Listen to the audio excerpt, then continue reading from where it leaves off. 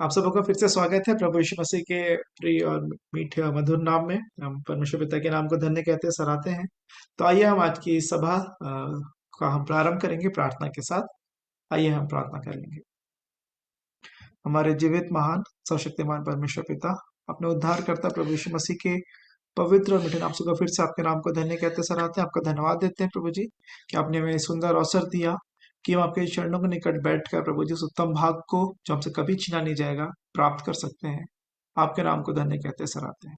आगे की पूरी सभा को आपके हाथों में सौंपते हैं प्रभु जी।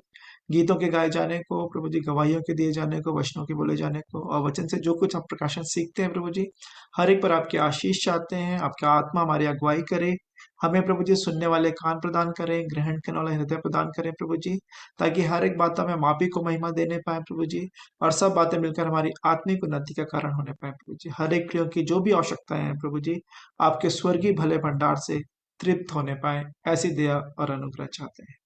एक बार फिर से अपने जीवनों को, इस समय को, सबों के डिवाइसेस को, इंटरनेट कनेक्शन को आपके हाथों में सौंपते हैं और आप ही की ओर देखते हुए दुआ उद्धार करता प्रभु यीशु मसीह के पवित्र और मीठे नाम से मांग लेते हैं, आमीन। आप सभी को सलाम। हम स्तुति आराधना में जाने से पहले मैं वचन पढ़ लूंगी जो पाया जाता है भजन संहिता 134। हे यहोवा के सब सेवकों सुनो, तुम जो रात रात को यहोवा के भवन में खड़े रहते हो, यहोवा को धन्य कहो। अपने हाथ पवित्र स्थान में उठाकर यहोवा को धन्य कहो। यहोवा जो आकाश और पृथ्वी का करता है, वह सिय्योन में से तुझे आशीष देवे। यहोवा अपने वचन के पढ़े और सुने जाने पर आशीष दे, आमीन। हम एक गीत गा लेंगे, हो तेरी स्तुति और आराधना। आप सभी भी हमारे साथ गाएं। हो तेरी स्तुति और आराधना करता हूँ मैं तुझसे ये प्रार्थना, महिमा से तेरी तू इस जगह को भर। जो भी तू चाहे तू यहाँ पे कर। हालेलुया, हालेलुया, हालेलुया, हाले हालेलुया, हालेलुया, हालेलुया। करुणा से तेरी नया दिन दिखाता है, ढाल बनकर मेरी मुझे बचाता है। जब मैं पुकारूं तो दौड़ आता है, जब मैं गिरूं तो मुझे उठाता है। हाले हालेलुया, हालेलुया, हालेलुया, हाले हालेलुया, हालेलुया, हालेलुया। सारे जहां में तुझ सा कोई नहीं, तुझको छोड़ कोई प्रभु है ही नहीं। घुटने में टेकूं बस तेरे सामने, तू है मेरा प्रभु, तू मेरा पिता। हाले हालेलुया, हालेलुया, हालेलुया, हाले हालेलुया, हालेलुया, हालेलुया। पवित्र तू पवित्र, तू पवित्र यीशु, पवित्र तू पवित्र, तू पवित्र यीशु हाले हालेलुया हालेलुया हालेलुया हाले हालेलुया हालेलुया हालेलुया हालेलुया। प्रभु के नाम की बड़ाई प्रशंसा करते हैं। और एक और गीत हम गा लेंगे, मिलकर हम सन्ना तेरी गाते, सारे जहां को सुनाते। मिलकर हम सन्ना तेरी गाते गाते सारे जहां को सुनाते सुनाते, जय जय हो तेरी, महिमा हो तेरी प्रभु, सबको हम ये गीत सुनाते। हालेलुया जय जय हो तेरी, महिमा हो तेरी प्रभु, सबको हम ये गीत सुनाते। सारे जहां का सहारा सहारा, डूबे हुओं का किनारा किनारा, मैया हमारी डोले डोले, मौजों में खाए हिलोरे हिलोरे, ले चल किनारे ले जा बनकर तू बाजी, ले जा हम सबको पार लगा दे। हालेलुया ले चल किनारे ले जा बनकर तू बाजी, ले जा हम सबको पार लगा दे। मिलकर हम सन्ना तेरी गाते गाते, सारे जहां को सुनाते सुनाते, जय जय हो तेरी, महिमा हो तेरी प्रभु, सबको हम ये गीत सुनाते। हालेलुया जय जय हो तेरी, महिमा हो तेरी प्रभु, सबको हम ये गीत सुनाते। पापों में जीवन हमारा हमारा, कष्टों को झेल रहा है, कैसे बचेंगे सारे सारे, पापी ये जीवन हमारे हमारे, तू ही हमारी आशा, तू ही हमारा रक्षा, हम सबको पार लगा दे। हालेलुया तू ही हमारी आशा, तू ही हमारा राजा, हम सबको पार लगा दे। मिलकर हम सन्ना तेरी गाते गाते, सारे जहां को सुनाते सुनाते, जय जय हो तेरी, महिमा हो तेरी प्रभु, सबको हम ये गीत सुनाते। हालेलुया जय जय हो तेरी, महिमा हो तेरी प्रभु, सबको हम ये गीत सुनाते। हालेलुया। प्रभु का धन्यवाद देते हैं कि उन्होंने अवसर दिया कि हम मिलकर उनकी सन्ना हम गा सकते हैं। तो आप लोगों को भी अवसर है प्रभु के महिमा में गीतों को गाने के लिए। सबको जय मसीह की। मैं भी प्रभु की स्तुति में एक गीत गाना चाहती हूँ। आओ हम यहोवा का धन्यवाद करें, अपने सारे हृदय से वंदना करें। आओ हम यहोवा का धन्यवाद करें, अपने सारे हृदय से वंदना करें। उसके फाटकों में स्तुति करें और ललकारें। उसके फाटकों में स्तुति करें और ललकारें। जिसने बनाया हमें, वो है हमारा आधार। जिसने दी हमको श्वास, वो है हमारा उद्धार। उसकी हो जय जय हो आराधना, वो है सब सभी का प्रधान, उसकी हो जय जय हो आराधना, वो है सभी का प्रधान। आओ हम यहोवा का धन्यवाद करें, अपने सारे हृदय से वंदना करें। आओ हम यहोवा का धन्यवाद करें, अपने सारे हृदय से वंदना करें। उसके फाटकों में स्तुति करें और ललकारें,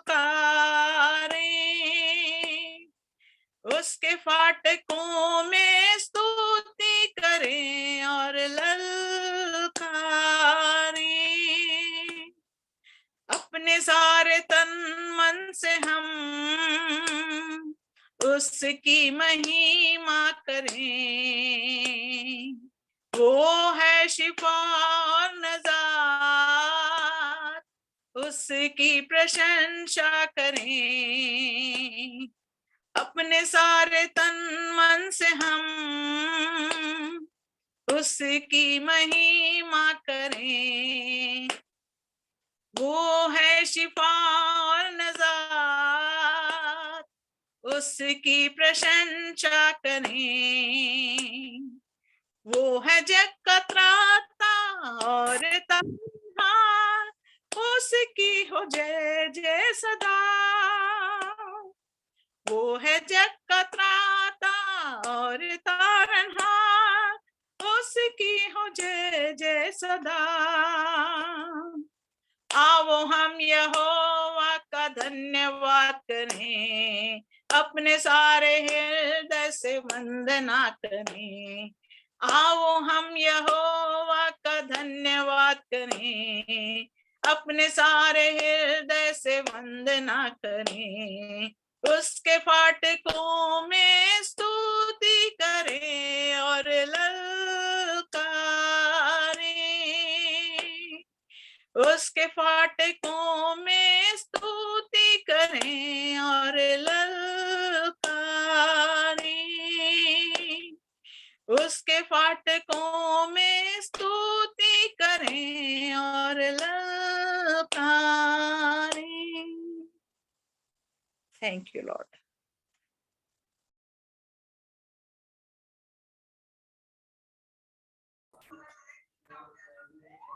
तो सुंदर गीतों के लिए पिता परमेश्वर का धन्यवाद करते हैं। फिर से एक बार उद्धारकर्ता प्रभु यीशु मसीह के मधुर नाम में हम इस प्रकार से इस अपने पारिवारिक आराधना में जुड़ सके हैं, प्रभु का धन्यवाद करते हैं। और हम लोग भी एक स्तुति गीत गाएंगे और एक निवेदन है प्रभु यीशु मसीह से कि वो हमको अपने साए में रखे। यीशु रखना हमें साए में अपने सदा, यीशु रखना हमें साए में अपने सदा। हमें बचाना प्रभु बचाना सारे गुनाहों से, सारे गुनाहों से। यीशु रखना हमें साए में अपने सदा। शैतान की ये राहें मुझको भटकाती है, उसकी जो बातें हैं मुझको बहकाती है। शैतान की वो राहें मुझको भटकाती है, उसकी जो बातें हैं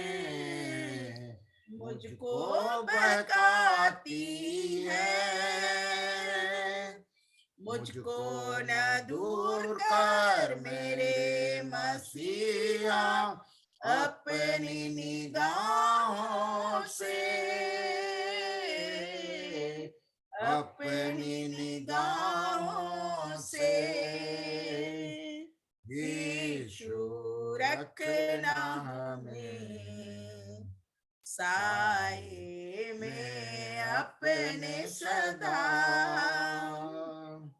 थामो ये मेरा हाथ, छोड़ो न मेरा साथ, हारा हुआ हूँ मैं, सुन लो ये मेरी बात,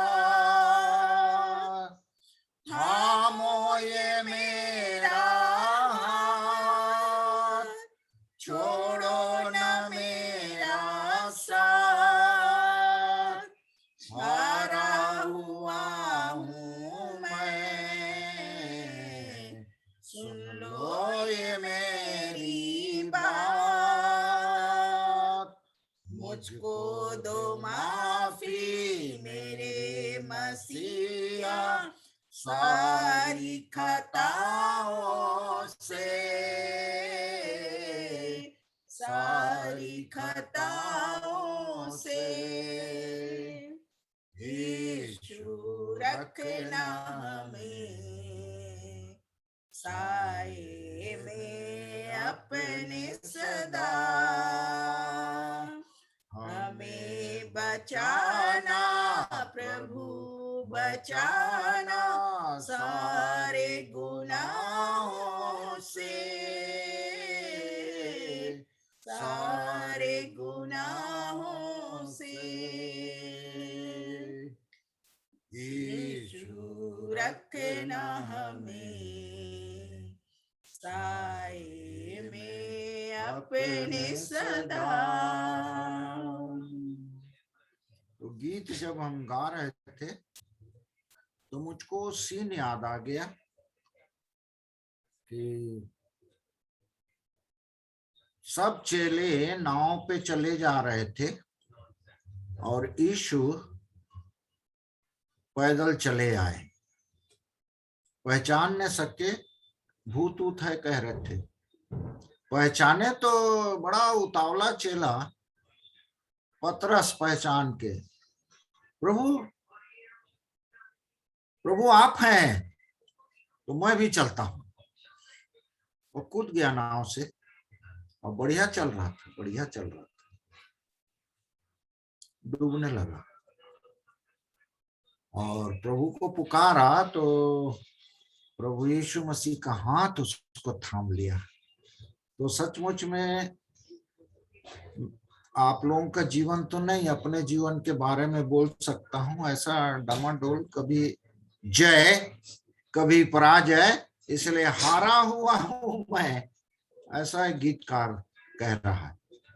तो सचमुच में इस युद्ध में प्रभु हमको हारा हुआ ना देखे, मुझे और आपको हमेशा विजयी जीवन जीने का अनुग्रह करें, प्रभु सहायता करें।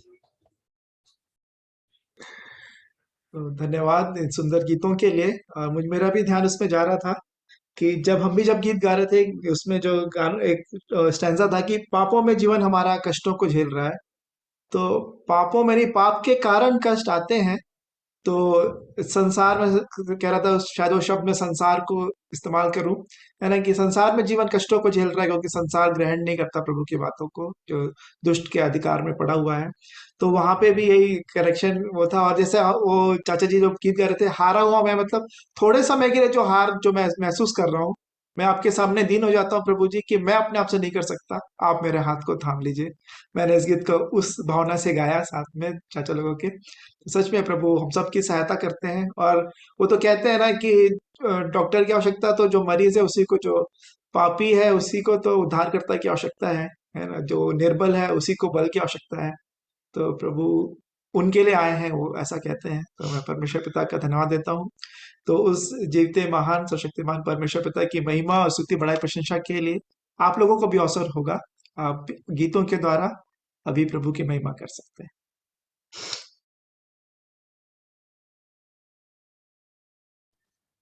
आप सबको जय मसीह की। हम लोग भी एक गीत गाएंगे जो बहुत पुराना गाना है, आप लोग सब जानते हैं। परम पिता की हम स्तुति गाएं।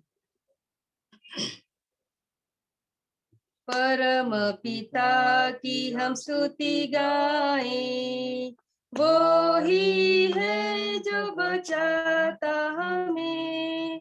परम पिता की हम स्तुति गाएं, वो ही है जो बचाता हमें। सारे पापों को करता क्षमा, सारे रोगों को करता चंगा। परम पिता की हम स्तुति गाएं, वो ही है जो बचाता हमें। धन्यवाद दे उसके आसनों में, आनंद से आए उसके चरणों में। धन्यवाद दे उसके आसनों में, आनंद से आए उसके चरणों में।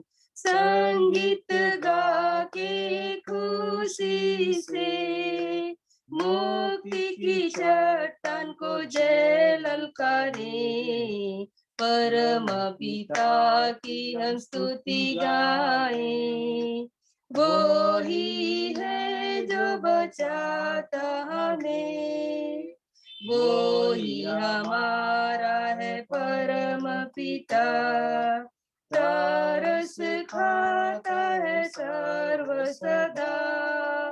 वो ही हमारा है परम पिता, तरस खाता है सर्व सदा।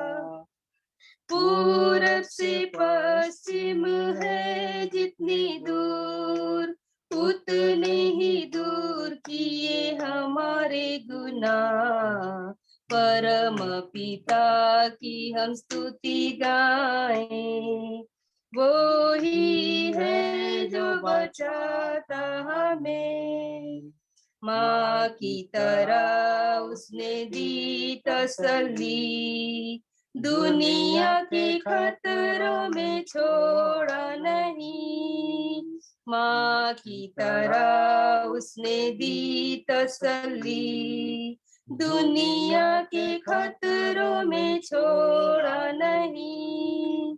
खालिस दूध कलाम का दिया, और दी कि हमको जिंदगी।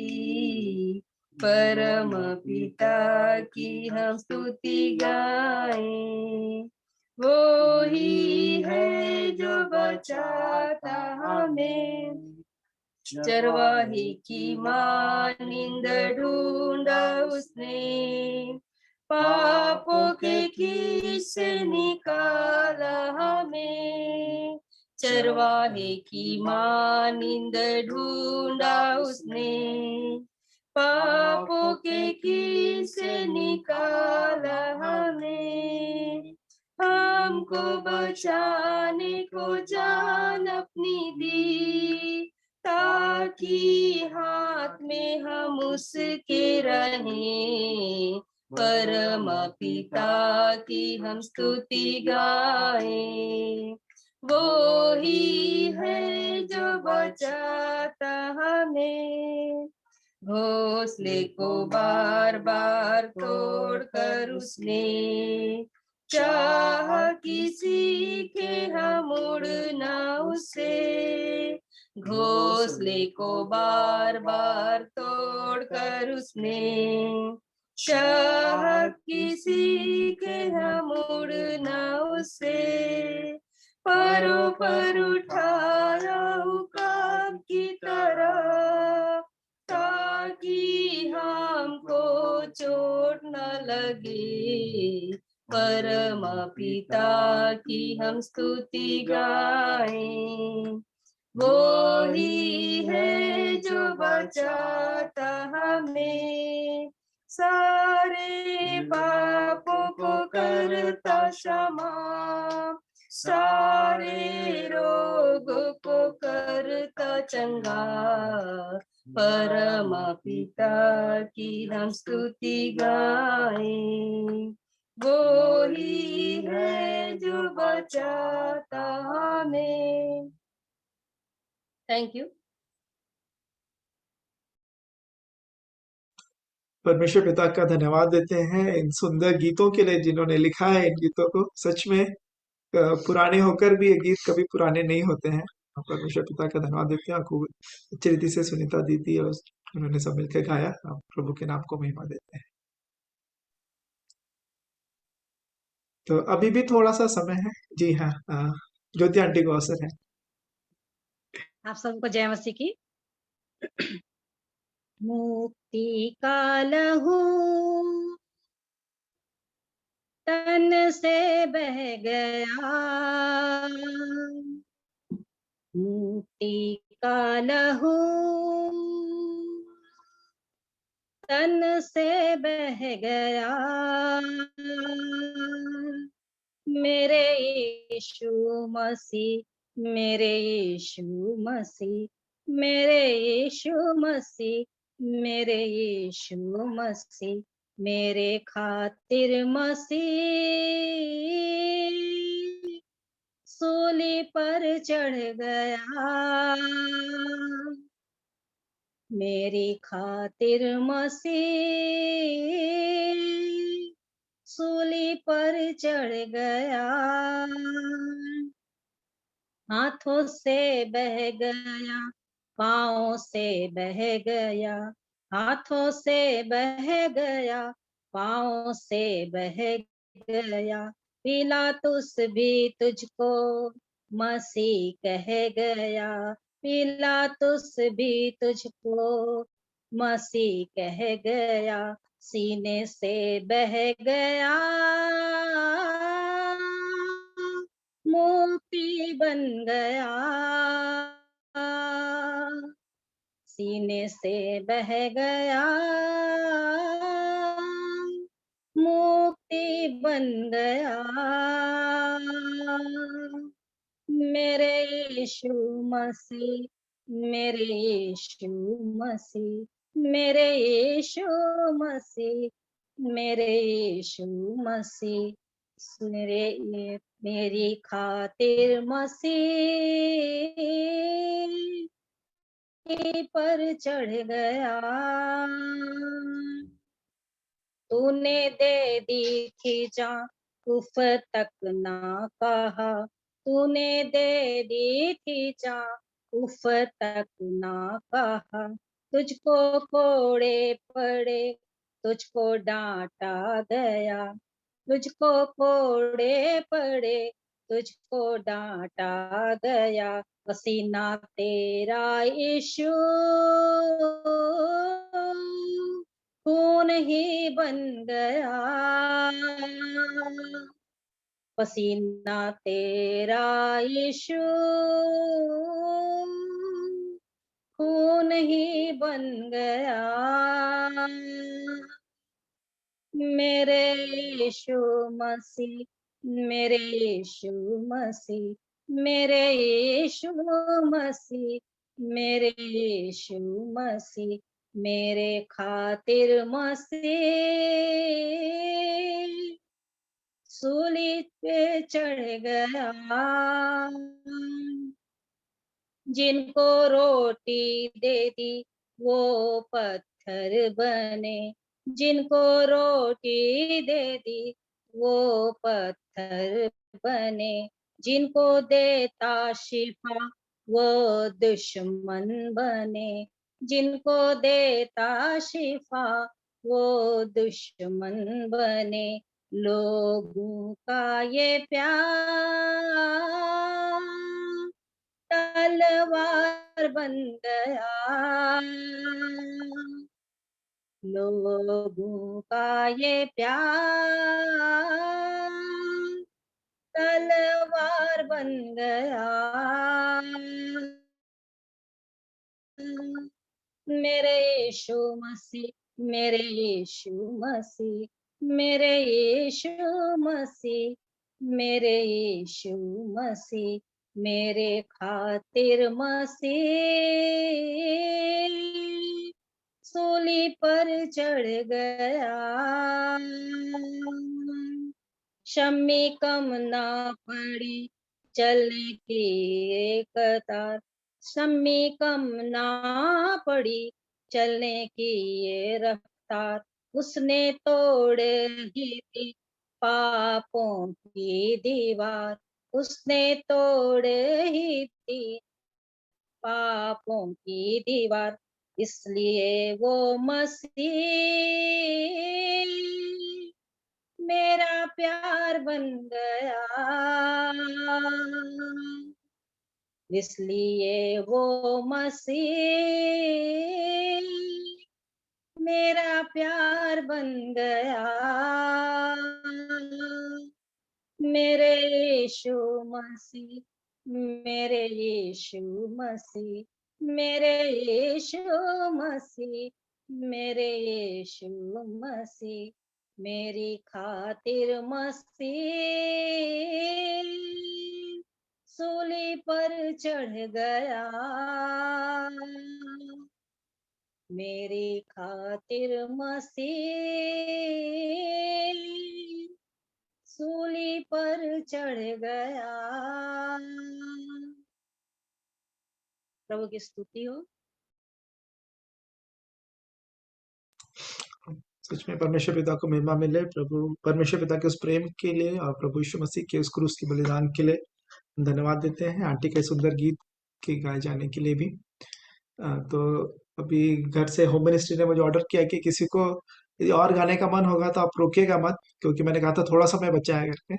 तो यदि आप में से और कोई यदि गाना चाहते हैं प्रभु की महिमा के लिए तो आप गा सकते हैं। प्रभु की महिमा के लिए हम लोग भी गीत गा लेंगे। ये गीत आप बहुत पुराना गीत है, आप सबों को आता होगा, जो निर्गमन 14 से लिया गया है। निर्गमन 14 15 से 31 में तक है। वचन से आप पढ़ लेंगे उसको।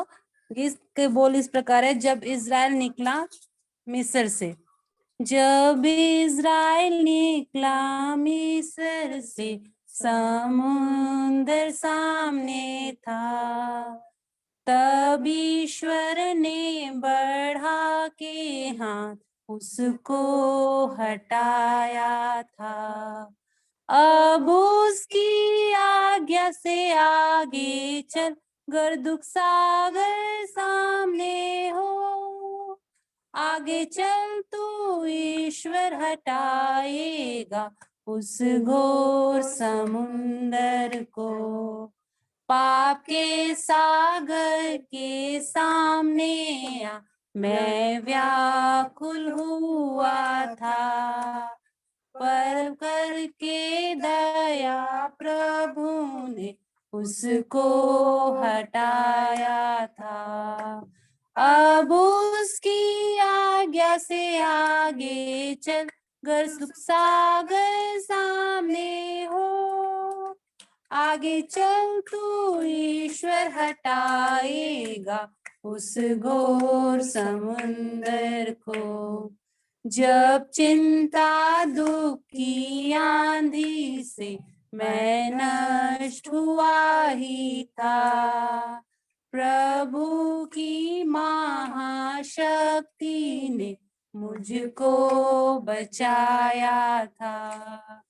अब उसकी आज्ञा से आगे चल, गर दुख सागर सामने हो, आगे चल तू ईश्वर हटाएगा उस घोर समुंदर को। Thank you.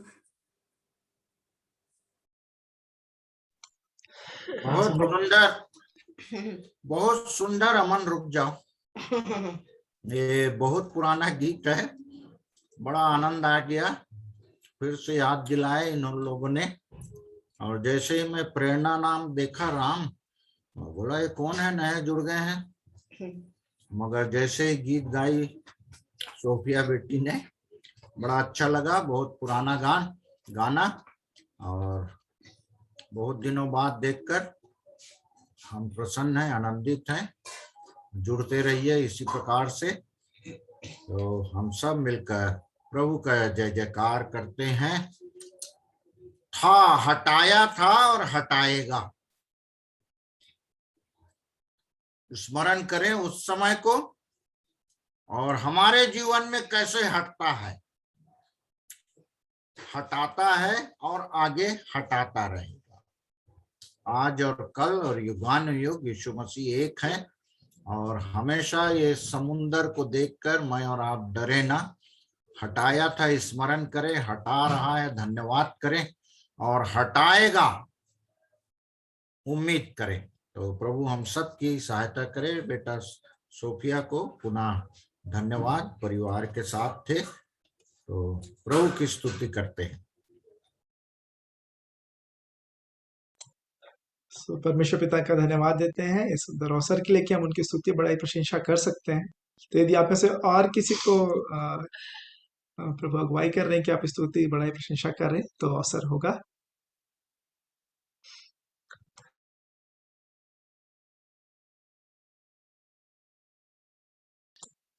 और यदि नहीं तो हम वचनों के द्वारा जो हमने सीखा है, जो हमने याद किया है, जो आप बोलना चाहते हैं कि प्रभु की महिमा हो, तो उन वचनों को हम बोल सकते हैं। तो मैंने आज का नीति वचन से जो भाग है नीति वचन उसका 13 अध्याय, उसका एक वचन मैं पढ़ना चाहूंगा जो इस प्रकार से कहता है। उसका 13 वचन, 13 का 13, जो वचन को तुच्छ जानता वह नष्ट हो जाता है, परंतु आज्ञा के डरवैये को अच्छा फल मिलता है।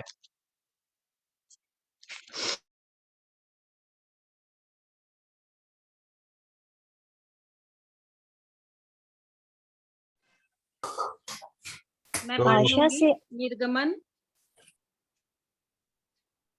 निर्गमन 19 उसका 4, 5 और 6 कि तुमने देखा है कि मैंने मिस्रियों से क्या क्या किया, तुमको मानो उकाब पक्षी के पंखों पर चढ़ाकर अपने पास ले आया हूँ। इसलिए अब यदि तुम निश्चय मेरी मानोगे और मेरी वाचा का पालन करोगे तो सब लोगों में से तुम ही मेरा निज धन ठहरोगे। समस्त पृथ्वी तो मेरी ही है और तुम मेरी दृष्टि में याजकों का राज्य और पवित्र जाति ठहरोगे। जो बातें तुझे इजराइलों से कहनी है वे ये ही हैं।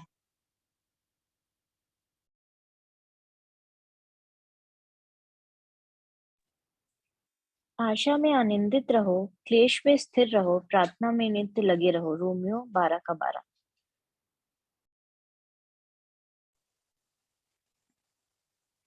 दूसरा कुरिन्थियों 5 उसका पहला और दूसरा पद, क्योंकि हम जानते हैं कि जब हमारा पृथ्वी पर का डेरा सरीखा घर गिराया जाएगा तो हमें परमेश्वर की ओर से स्वर्ग पर एक ऐसा भवन मिलेगा जो हाथों से बना हुआ घर नहीं परंतु चिरस्थायी है। इसमें तो हम कराहते और बड़ी लालसा रखते हैं कि अपने स्वर्गीय घर को पहन लें, कि इसके पहनने से हम नंगे ना पाए जाएं। प्रभु का धन्यवाद। मेरा अनुग्रह तेरे लिए बहुत है, क्योंकि मेरी सामर्थ्य निर्बलता में सिद्ध होती है। दूसरा कुरिन्थियों 12वां अध्याय पद 9। दूसरा कुरिन्थी 10 अध्याय उसका 3 और 4 पद, क्योंकि यद्यपि हम शरीर में चलते फिरते हैं तो भी शरीर के अनुसार नहीं लड़ते, क्योंकि हमारी लड़ाई के हथियार शारीरिक नहीं पर गढ़ों को ढा देने के लिए परमेश्वर के द्वारा सामर्थी है।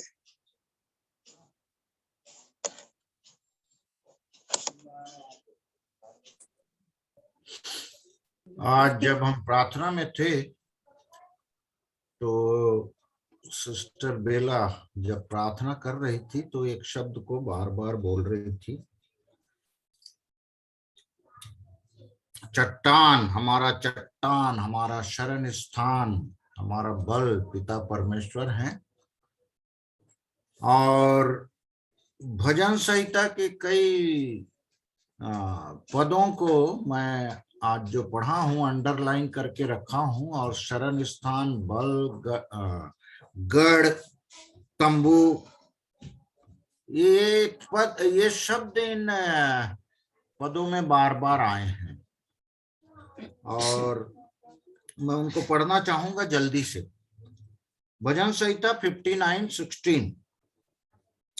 स्थितियां ऊपर कुछ है और शब्द, पहला शब्द है परंतु मैं तेरी सामर्थ का यश गाऊंगा और भोर को तेरी करुणा का जय जयकार करूंगा, क्योंकि तू मेरा ऊंचा गढ़ है और संकट के समय मेरा शरण स्थान ठहरा है।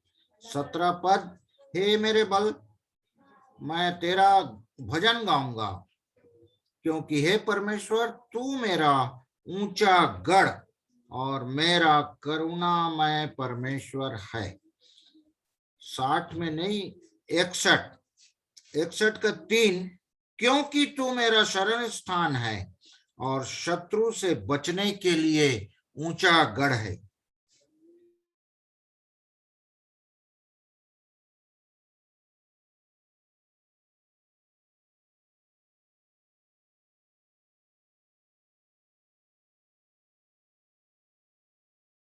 यूहन्ना रचित सुसमाचार 15 अध्याय और 10 वचन। प्रभु यीशु कहते हैं, यदि तुम मेरी आज्ञाओं को मानोगे तो मेरे प्रेम में बने रहोगे, जैसा कि मैंने अपने पिता की आज्ञाओं को माना है और उसके प्रेम में बना रहता हूं।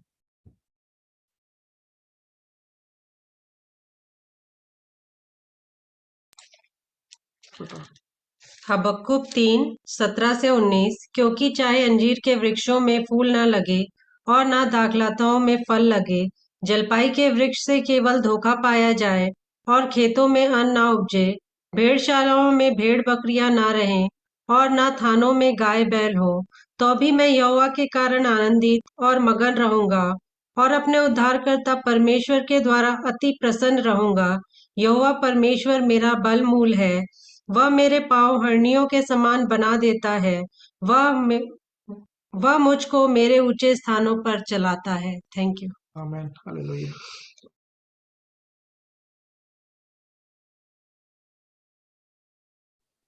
मैं पढ़ लूंगी नीति वचन 3 उसका 10 अध्याय।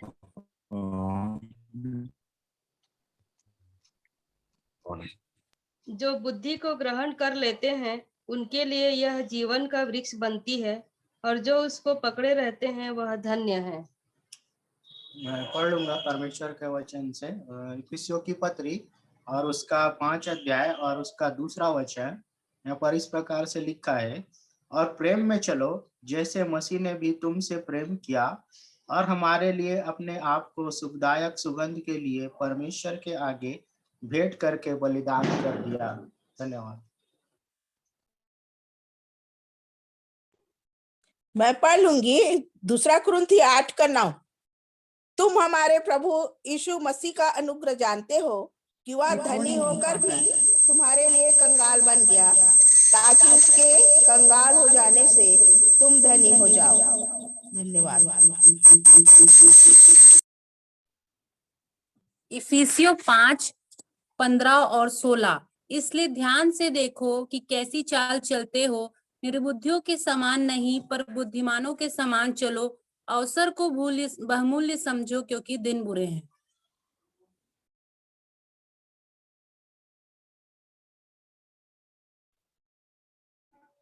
मत्ती 10:16 और 17। देखो मैं तुम्हें भेड़ियों के बीच में भेजता हूँ, इसलिए सांपों के समान बुद्धिमान और कबूतरों के समान भोले बनो, परंतु लोगों से सावधान रहो, क्योंकि वे तुम्हें महासभाओं में सौंपेंगे और अपनी पंचायतों में तुम्हें कोड़े मारेंगे।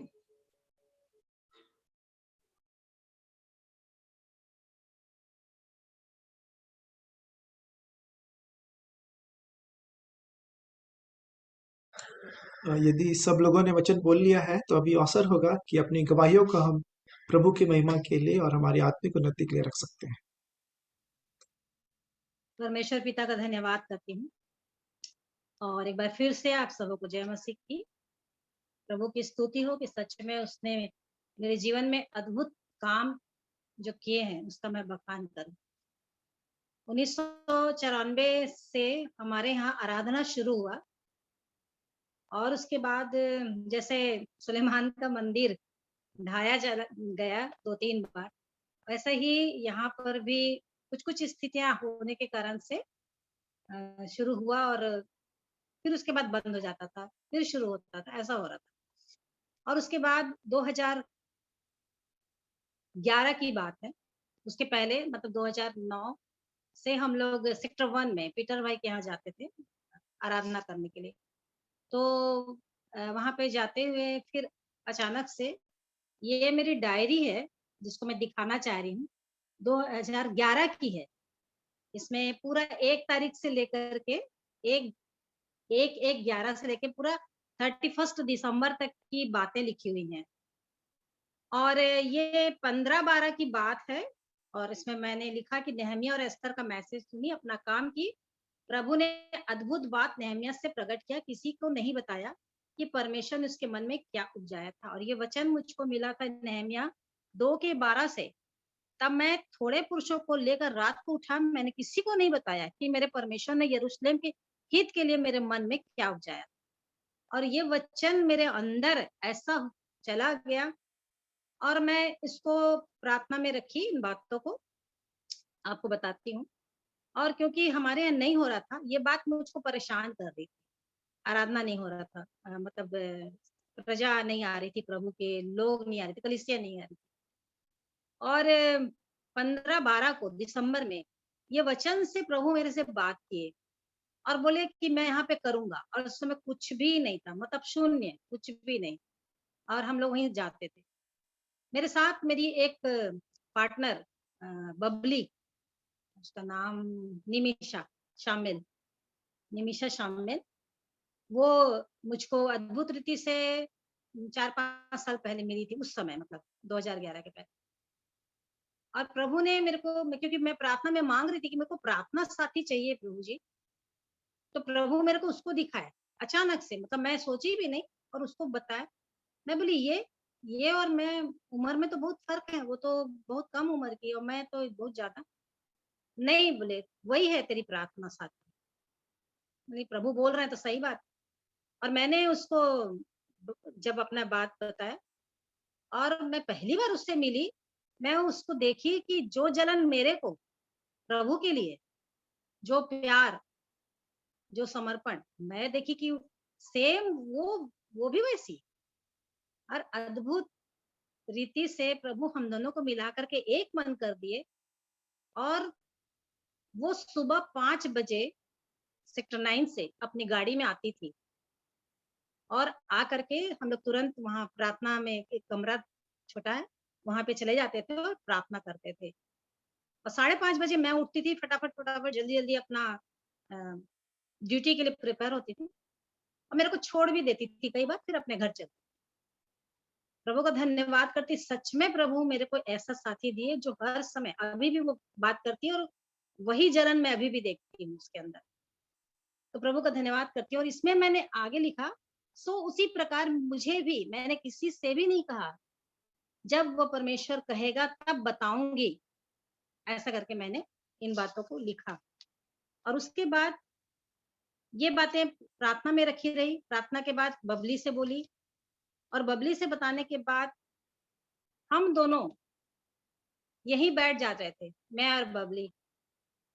और हस्बैंड बहुत गुस्सा हो रहे थे, तुम लोग अलग से ये बना रहे हो करके, और ऐसा नहीं होता है तुम 2 जने क्या आराधना करते रहते, चलो वहां चलो। नहीं जाएंगे, प्रभु ने कहा है मतलब वो करेंगे, कुछ ना कुछ करेंगे। और उसके बाद ऐसा हुआ, 25 तारीख की बात है, प्रभु का दिन मैं लिखी हूँ, शायद संडे रहा होगा लगता है, इसलिए प्रभु का दिन लिखी हूँ, 25/12। आज सुबह 5 बजे उठ गई, उठी क्या, उठाई गई, पवित्र आत्मा ने विवश किया, वचन को दिखाकर फिर मैं बैठ गई कुलुस्सियों 1:15 से समझाने लगे, तो बहुत सारे वचनों से पवित्र आत्मा ने बताया कि यीशु को शरीर के अनुसार नहीं परंतु आत्मा के अनुसार जाने। प्रभु परमेश्वर का धन्यवाद हो इन वचनों के लिए। 5 से 6:15 हो गया। सेक्टर 1 आराधना में गई। हाँ, संडे का दिन था। सेक्टर 1 आराधना में गई, वहां पर गवाही दी। तब प्रभु ने बताया तो उसको मैं गवाही में दी। फिर मैं भाई सुशीम जो हमारे यहाँ चलाते थे, पास्टर सुशीम, उनको मैं बताई और उनको हम दोनों बता करके वहां का खत्म होने के बाद एक पंचशील जगह है, वहां चले गए आराधना के लिए। 2 बजे शुरू होता है और वापस आते समय अपने घर के पास उतर गई थी और सुशीम भाई से मैं आराधना के विषय में बता दी कि प्रभु की अगुवाई हुई है और वचन में कंफर्म किया है कि यहाँ आराधना करो। तो ये बातें मैंने 2011 में इस डायरी में 25 दिसंबर को लिखी। सुशीम भैया बोले कि फिर से आप एक गवाही दिए, क्योंकि उस दिन वो जो भाई जिनके यहाँ होता था वो नहीं थे। फिर मैं गवाही दी।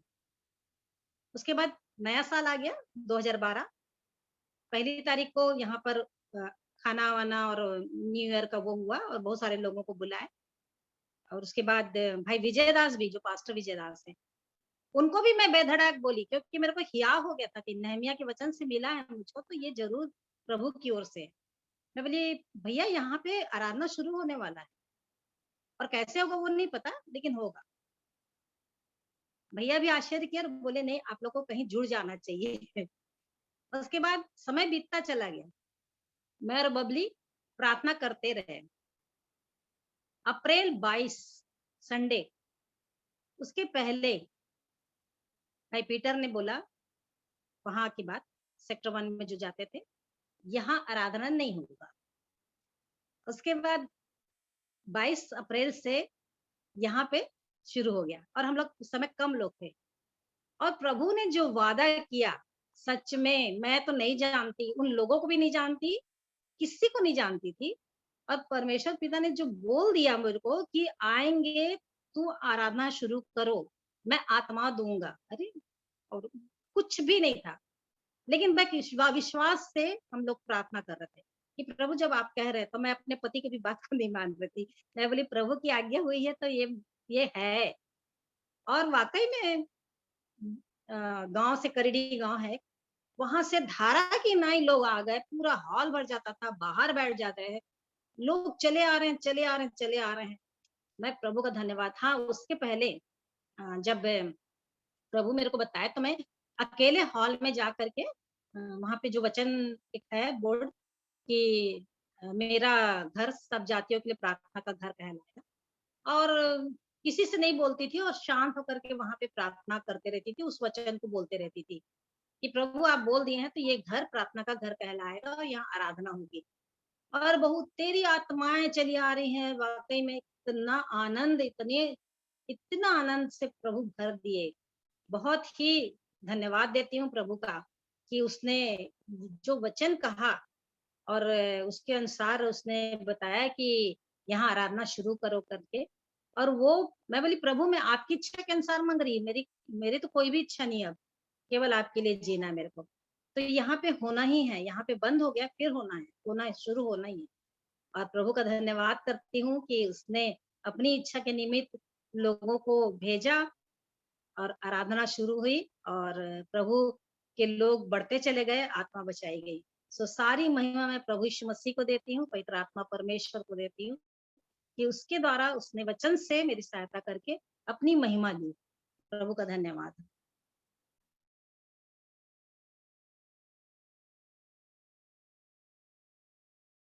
इसमें परमेश्वर पिता का धन्यवाद देते हैं और उनका वचन कहता है कि सुनने वालों को वचन से कुछ भी फायदा नहीं हुआ, क्योंकि उन्होंने विश्वास के साथ उसे ग्रहण नहीं किया। और जिन्होंने विश्वास के साथ ग्रहण किया उन्होंने उन बातों को अपने जीवन में पा लिया। और कल्पनाओं से बढ़कर उन बातों को हम देखने पाते हैं अपने जीवन की। ऐसा मेरा विश्वास है सबों की ऐसी गवाही होगी। तो मैं परमेश्वर पिता का धन्यवाद देता हूँ आंटी की गवाही के लिए कि वचन को उन्होंने पकड़ा विश्वास के साथ और उनके जीवन में वो कार्यकारी होने पाया, और वो तेरी आत्माओं के लिए आशीष और उद्धार का कारण होने पाया। मैं परमेश्वर पिता का धन्यवाद देता हूँ। आप लोगों को भी अवसर है अभी प्रभु के नाम की स्तुति बड़ाई प्रशंसा करने के लिए गवाहियों के द्वारा। और एक गवाही अभी की मैं बोलना चाहूंगा कि हम अभी जैसे हम मीटिंग में जुड़े तो पापा जुड़ रहे थे, फिर डिस्कनेक्ट हो जा रहे थे, नहीं पता शायद इंटरनेट कनेक्शन था या जो भी कारण रहा होगा। तो जैसे ही सोनिया बोली कि पापा नहीं दिख रहे हैं, तो नेक्स्ट सेकंड में पापा फिर आ गए मीटिंग में। फिर उसके पहले फिर वो बोल रही थी मैं छुट्टी के बारे में भी सोच रही थी, तो छुट्टी भी दिखी।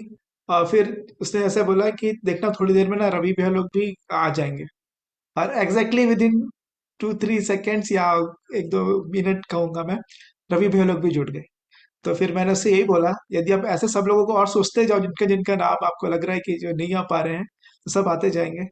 तो सिर्फ इस बात को मैं ये कहना चाह रहा था यहाँ पे कि प्रभु जो है प्रार्थनाओं को सुनने वाले पिता परमेश्वर हैं, और जो प्रार्थना को उत्तर हम अभी देखने पा रहे हैं अपने जीवनों में, और ना ही सिर्फ मीटिंग में जुड़ने के द्वारा, परंतु उसके द्वारा जो आशीषें जो हमको मिले, जो वचन जो है, चाहे जो प्रिय नहीं जुड़ पा रहे हैं, तो भी हमारा विश्वास है कि प्रभु उनको भी संभाल रहे हैं अपने वचन के द्वारा, अपने आत्मा के द्वारा, और जो भी परिस्थितियों में वो हैं, सब बातों को प्रभु जानते हैं, तो प्रभु सबकी सहायता कर रहे हैं।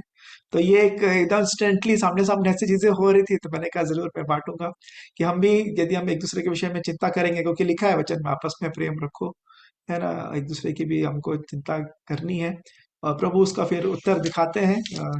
तो मैं परमेश्वर पिता का धन्यवाद देता हूँ। तो आगे अवसर है आप लोगों को गवाहियां देने का। आप सभी लोगों को जय मसीह की।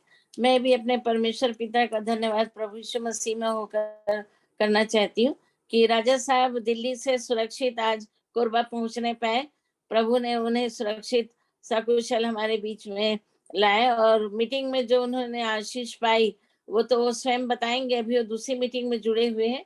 और जैसा मुझे जानकारी दिए थे कि वहाँ दिल्ली में 40 लोग आए हुए थे मीटिंग में, और जो बातें हम 2 साल से अपने इस जूम मीटिंग में सुनते आ रहे हैं, सीखते आ रहे हैं और अपने जीवन में क्रियान्वित करते चल रहे हैं, वही बातें वहां पर बताई गई। तो वो बहुत ज्यादा आशीषित हुए, और जूम मीटिंग का भी थैंक्स उन्हें करा वहाँ, और हम सबों को भी अपने प्रेयर में उठाने के लिए उन्हें प्रार्थना की। सो मैं अपने परमेश्वर पिता का धन्यवाद देती हूँ, और आप सभी लोगों का भी धन्यवाद देती हूँ जिन्होंने उनके लिए प्रार्थना की कि वो सकुशल दिल्ली पहुंचे और वहां अपनी मीटिंग अटेंड करके सकुशल वापस कोरबा आने पर। सो प्रभु यीशु मसीह का धन्यवाद।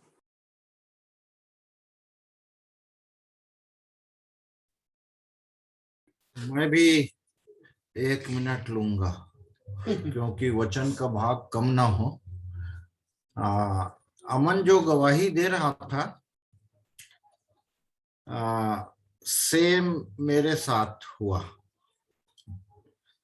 और मैं धन्यवाद करता हूं कि परसों या नरसों मैंने ये प्रार्थना विषय सबको शेयर किया था कि हमारे बहुत से प्रिय नहीं जुड़ रहे हैं, और नाम लेते लेते मैं केवल हेमिन दीदी का नाम लिया था और कई ऐसा करके, तो मेरा ध्यान अपने बेटे रुपेश पे गया था कि वो भी इतने दिन से नहीं जुड़ रहा है। अवश्य कोई ना कोई कारण है, क्योंकि प्रभु का जन है और मीटिंग में नहीं जुड़ रहा है, तो इसका मतलब कोई ना कोई ऐसा काम उसको आ गया है जिसके कारण नहीं जुड़ा है।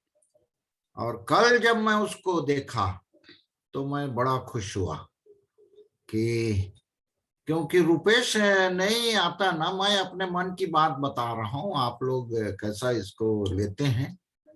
रुपेश नहीं दिखता ना, तो कहाँ कुछ कमी हो गई ऐसा लगता है मेरे को। और आज मैं हृदय से धन्यवाद करता हूं पिता परमेश्वर का, रुपेश का भी।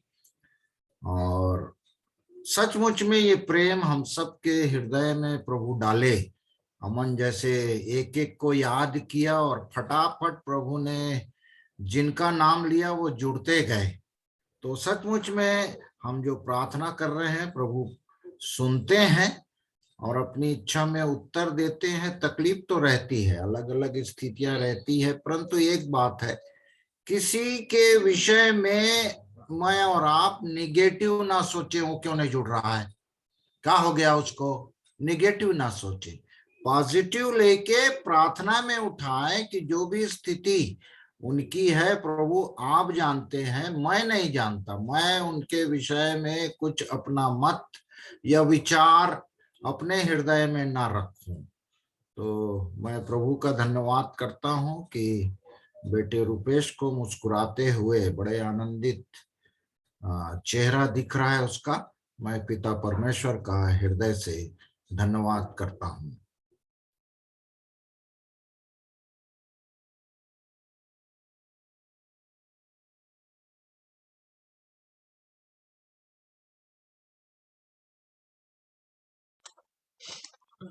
तो यदि और कोई गवाही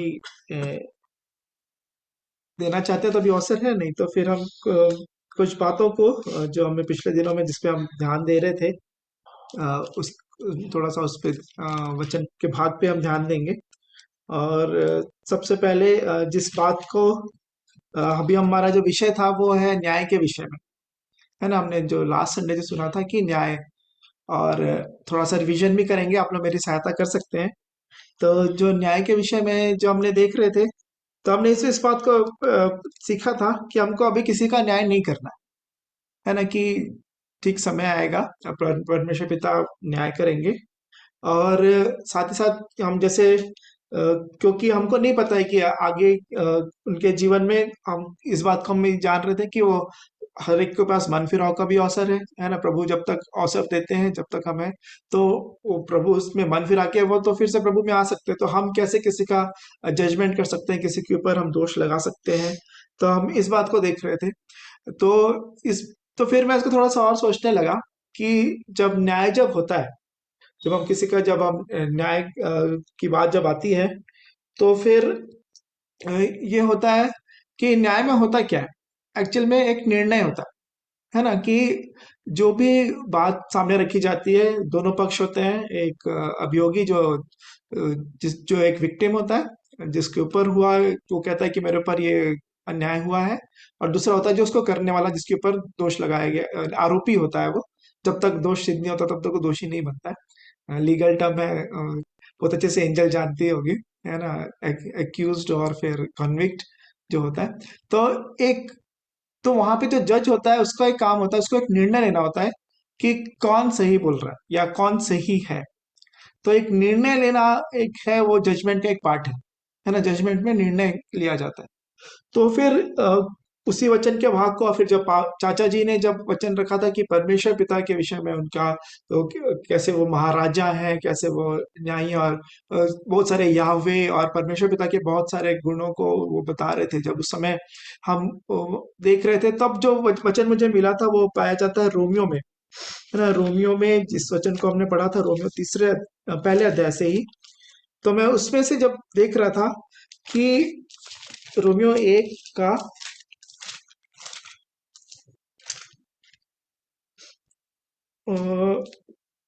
18 से, मैं आगे पढ़ लूंगा, 18 से 23 तक यहाँ पे ऐसा लिखा है। परमेश्वर का क्रोध तो उन लोगों की सब अभक्ति और अधर्म पर स्वर्ग से प्रकट होता है, जो सत्य को अधर्म से दबाए रखते हैं। इसलिए कि परमेश्वर के विषय का ज्ञान उनके मनों में प्रकट है, क्योंकि परमेश्वर ने उन पर प्रकट किया है। उसके अनदेखे गुण, अर्थात उसके सनातन सामर्थ और परमेश्वरत्व जगत की सृष्टि के समय से उसके कामों के द्वारा देखने में आते हैं, यहाँ तक कि वे निरुत्तर हैं। इस कारण कि परमेश्वर को जानने पर भी उन्होंने परमेश्वर के योग्य बड़ाई और धन्यवाद न किया, परंतु व्यर्थ विचार करने लगे, यहाँ तक कि उनका निर्बुद्धि मन अंधेरा हो गया। 22वां वचन, वे अपने आप को बुद्धिमान जताकर मूर्ख बन गए और अविनाशी परमेश्वर की महिमा को नाशवान मनुष्य। मैं आगे नहीं पढ़ूंगा, उसने लिखा, आगे लिखा हुआ है पक्षियों, चौपायों और रेंगने वाले जंतुओं की मूर्त की समानता में बदल डाला। लेकिन मैं जहां पे मेरा ध्यान रुक गया हुआ है, मनुष्य, नाशवान मनुष्य की समानता में हम परमेश्वर पिता को, है ना, है ना, उसकी मूर्त में उसको हमने बदल डाला, ऐसे लिखा है। जिन्होंने परमेश्वर पिता के योग्य बड़ाई प्रशंसा नहीं किया, जानने के बावजूद भी। सब जानते हैं कि एक परमेश्वर है, अगर सारी सृष्टि को देखा जाए उस बात से जानते हैं। जो लोग अन्य जाति या वचन को नहीं जानते, और वचन के द्वारा तो हम स्पष्ट तौर से जानते हैं कि परमेश्वर पिता कौन है ना।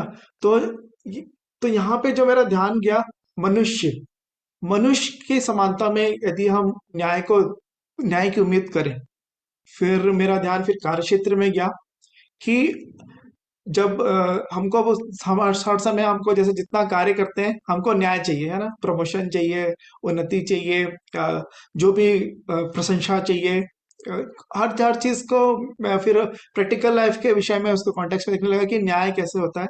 और फिर मैंने इस बात को भी पाया कि मुझे उनसे न्याय की अपेक्षा करनी नहीं है, क्योंकि यदि अन्याय भी हो तो हमने इस बात को बहुत अच्छी अच्छी रीति से सीखा पिछले दिनों कि अन्याय को सह लो प्रभु के नाम के कारण, है ना, हमको अपना काम सही करना है। शायद ये रेपिटेशन भी होगा जो मैं बातें कह रहा हूँ।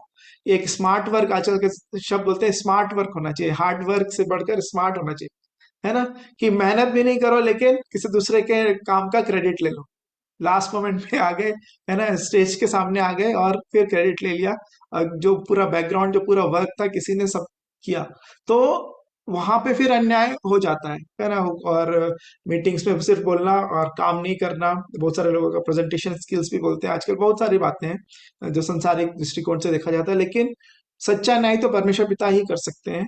समय से पहले न्याय नहीं करो तो, लेकिन मैं इस बात को सोच रहा था प्रतिदिन के जीवन में भी तो हमको फिर न्याय को न्याय में चलना है, क्योंकि हमको न्याय करना है, क्योंकि यहाँ पे यदि हम देखेंगे पहला कुरिन्थियों 6वें अध्याय में शायद लिखा है, शायद नहीं, पहला कुरिन्थियों 6 में ही लिखा है कि हमको फिर न्याय करना है। तो तुम क्या अपने अपने जो कलीसिया के अंदर जो बातें पाई जाती है कि क्यों अन्य जातियों के पास तुमको जाने की आवश्यकता पड़ती है, पहला कुरिन्थियों 6वें अध्याय में है ना, एक से आगे, क्या तुम में किसी को यह हियाव है कि जब दूसरे के साथ झगड़ा हो तो फैसले के लिए अधर्मियों के पास जाए और पवित्र लोगों के पास ना जाए, है ना, क्या तुम नहीं जानते कि पवित्र लोग जगत का न्याय करेंगे, इसलिए जब तुम्हें जगत का न्याय करना है तो क्या तुम छोटे से छोटे झगड़ों का भी निर्णय करने के योग्य नहीं है। तो यहाँ पे निर्णय करने की वजह है, न्याय मतलब सीधा दंड की आज्ञा नहीं, लेकिन सही या गलत या जो निर्णय प्रतिदिन के जीवन में हमको लेने की आवश्यकता है।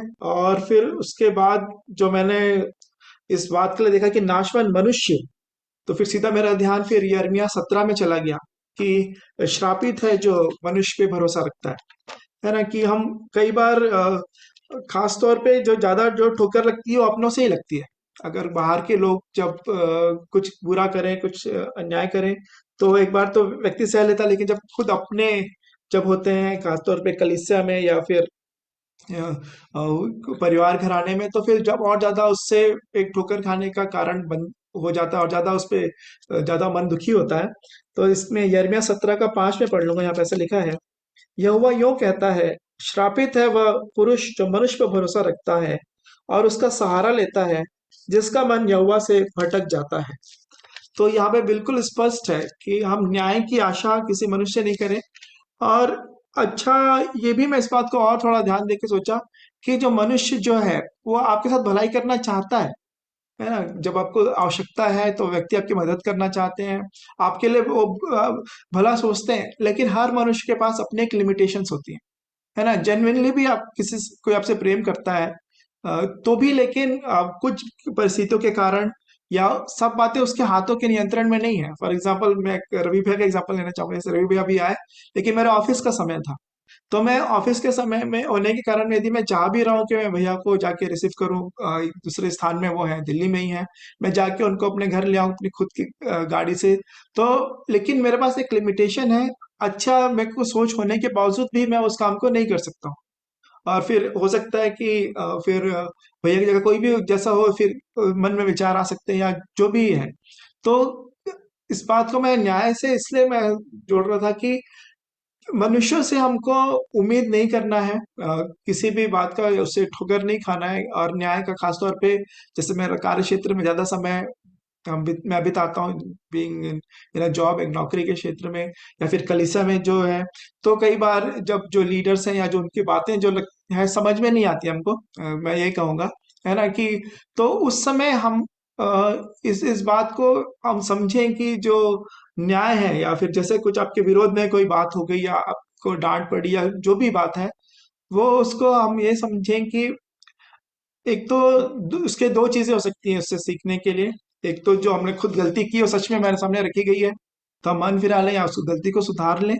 और फिर दूसरी बात, यदि हमने अच्छा किया है फिर भी ऐसा हो रहा है, तो भी हम जानते हैं कि इसके लिए हमारा पल भर का हल्का से क्लेश से हमको बड़ी महिमा हमारे लिए रखी गई है। तो किसी भी उसमें हमको अपना आपा खोने की, संयम खोने की, धीरज खोने की, अपने शब्दों को खराब करने की, किसी के पीठ पीछे बात करने के लिए, चुगली करने के लिए, दोष लगाने के लिए, कंप्लेन करने का कोई भी फिर अवसर नहीं है।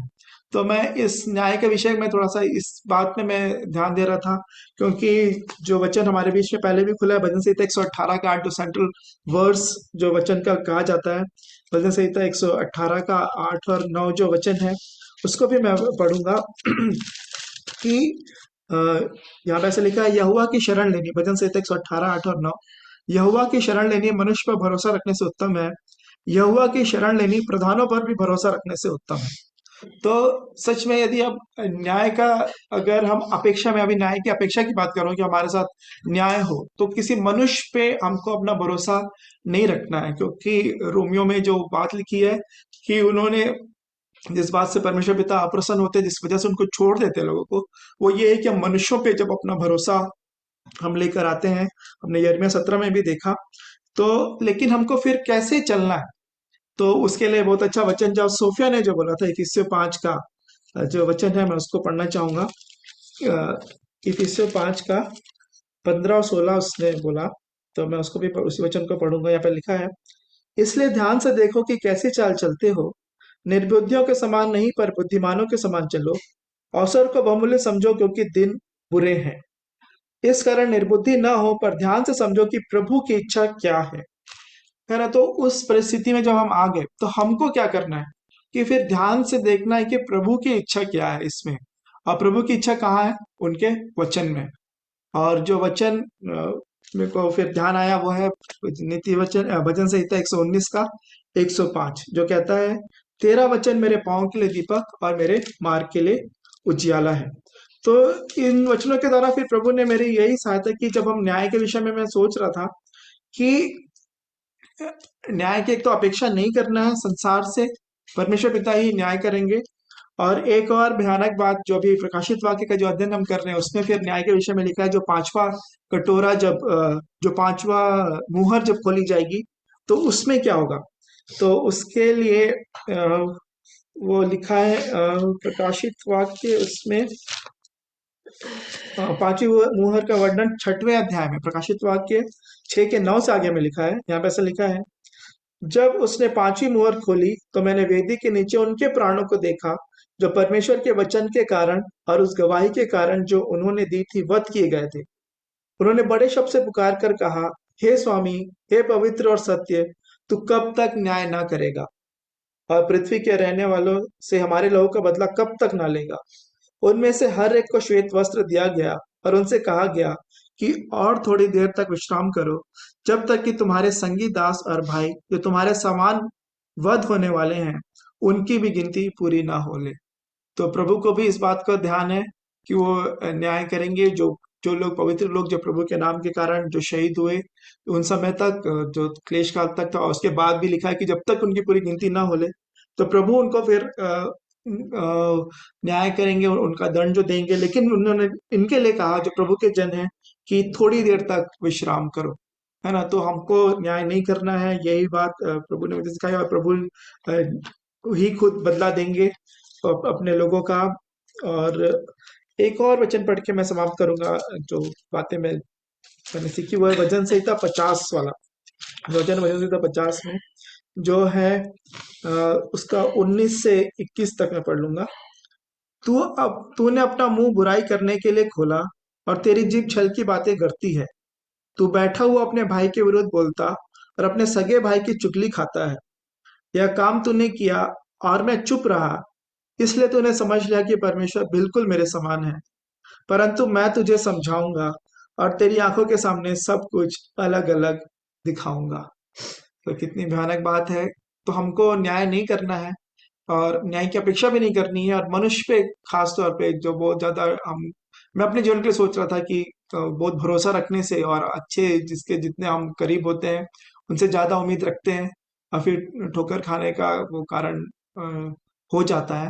लेकिन प्रभु के वचन से इस बात को सिखाया कि न्याय जो है अपेक्षा नहीं करना है, और न्याय में ध्यान से अपने आप को देखा कि प्रभु क्या कहते हैं, और वैसे ही अपने जीवन को वचन के अनुसार ही हम प्रभु में अपना जीवन जीते जाएं। तो इन बातों के द्वारा प्रभु ने मेरी सहायता की। मैं परमेश्वर पिता का धन्यवाद देता हूँ। तो आगे आप लोगों को भी अवसर होगा, यदि कोई आप कुछ कहना चाहते हैं तो आप कह सकते हैं। मैं धन्यवाद देता हूँ पिता परमेश्वर का। जैसे ही रुपेश का बिना फोटो वाला परमेश्वर का वचन आया फिर से एक बार, मैं उसको बड़े ध्यान से फिर निकाल के खोल के पढ़ा। पहला कुरिन्थी 4:5 पद। और सचमुच में ये अद्भुत वचन रुपेश ने कोट किया है। और जब सिस्टर बेला डेनियल प्रार्थना कर रही थी, मैं धन्यवाद देता हूं। आज की प्रार्थना में मैं बैठा बैठा प्रार्थना तो नहीं किया हूं, परंतु प्रार्थना के साथ एक मन और एक चित्त रह के बैठा हूं। आज जिन जिन बातों को प्रार्थना जब हो रही थी, तो मेरे अंदर मैं जो प्रार्थना करना शुरू किया ना, उन्हीं विषयों को बेला डेनियल सिस्टर प्रार्थना में याद किया। और उन्होंने न्याय, कचहरी, ये सब न्यायालय, ये विषय को भी जोड़ा। और आज का वचन जैसे हम लोग सीखते आए हैं, विषय शुरू किया रुपेश ने, और सचमुच में अद्भुत विषय है परमेश्वर के वचन में। और जैसा हम लोग सब जानते हैं, एक बार और बोल चुका हूं शायद, कि परमेश्वर ने जब राजा सुलेमान को बोला, कहा कि आप जो भी मांगोगे मैं दूंगा, तो सामान्यतः हम कहते हैं सुलेमान ने बुद्धि मांगी। बिल्कुल सही है, बुद्धि है। और वैसा उसके जैसे बुद्धिमान ना था, ना उस समय, ना आगे आने वाला। और जब उसको ध्यान से पढ़ेंगे ना, तो उसमें लिखा है, मैं जो इतनी बड़ी प्रजा पिता परमेश्वर आपने मुझे दिया है, उसमें मैं सच्चा न्याय करूं करके वो बुद्धि मांगा था कि मैं न्याय ठीक से कर सकूं। और वही सुलेमान सबोपदेशक 3 अध्याय और हर समय के बारे में 9 पद तक बात किया वो, और 10 से दूसरा विषय था। परंतु 16 पद को मैं पढ़ाना चाहूंगा, जो बार बार अमन बोल रहा था।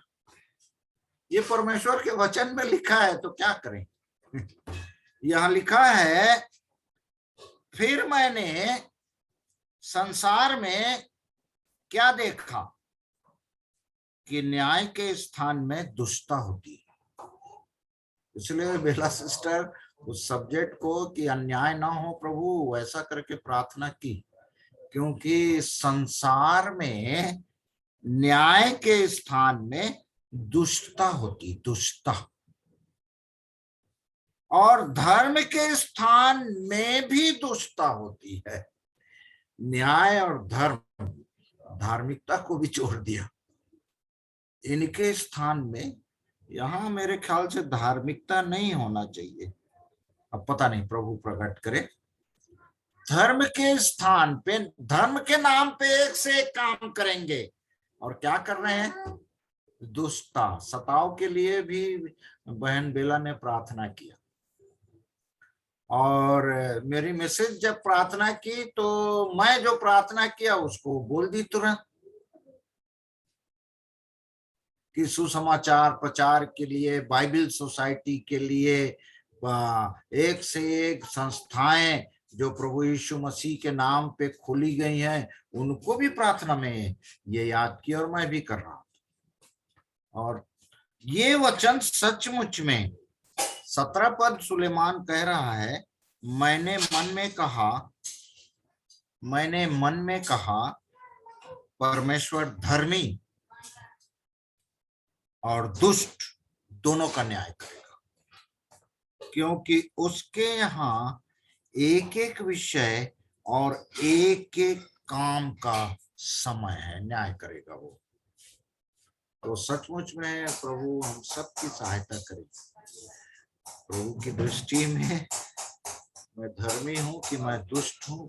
परमेश्वर ने तो मुझे धर्मी बना दिया यीशु मसीह के रक्त से धोकर, और मैं सचमुच में परमेश्वर की दृष्टि में धार्मिकता का जीवन व्यतीत करूं।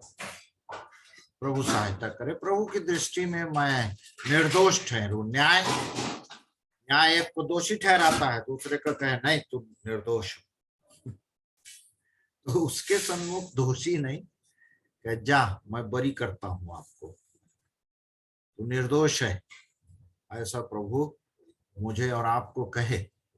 प्रभु हम सबकी सहायता करे।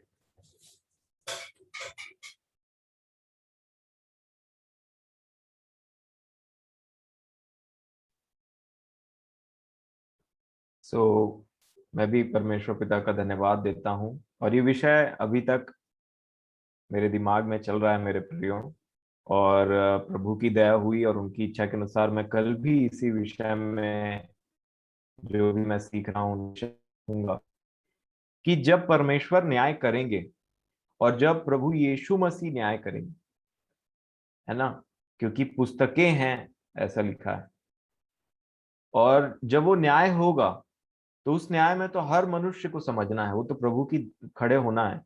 वो तो प्रभु की दया है कि हम लोग इन बातों को पहले से समझ जा रहे हैं कि ये इवेंट्स प्रभु ने अपने आत्मा में हमें बताया कि ऐसा होने वाला है करके। और पतरस बोलते हैं स्टार्टिंग इधरी से होगा। जो जानते थे पहले, जैसे दादा ने बोला धर्मी और पापी अधर्मी दोनों का न्याय होगा, तो इधरी से स्टार्ट होगा। तो कल हम देखेंगे प्रभु की दया से कि उस न्याय में किस प्रकार से हम सेफर साइड में रह सकते हैं। वो बहुत जरूरी है, क्योंकि न्याय होते टाइम जब मान लीजिए आपके सामने में किसी को सुनाया जा रहा फांसी का सजा या फिर आजीवन कारावास ऐसे बोलते हैं, तो सुनने से ही लोग रोने और वहीं पे बेहोश हो जाते हैं। कई बार तो रोने लग जाते हैं, बेहोश हो जाते हैं। और वो पूरा सीन को देखने से सोचिए कैसा लगेगा जो इंसान इवन न्याय से बाहर, तो सोचेगा कि प्रभु इस जीवन में कुछ भी हो जाए उस जगह में मैं कभी ना खड़ा रहूं। और इसीलिए मेरे प्रियो ये जो न्याय की बात है ना, ये बहुत इंपॉर्टेंट है, क्योंकि मुझे और आपको वहां पे एक दिन खड़ा होना ही है। तो मैं समझ रहा था, मैं इस बात को ऐसा समझता हूं कि देखिए प्रभु ने ऐसा कहा जब न्याय के विषय में, जब वो मत्ती 7 में बात कर रहे थे, तो मेरे साथ में आप मत्ती रचित सुसमाचार 7 अध्याय निकाल लीजिए।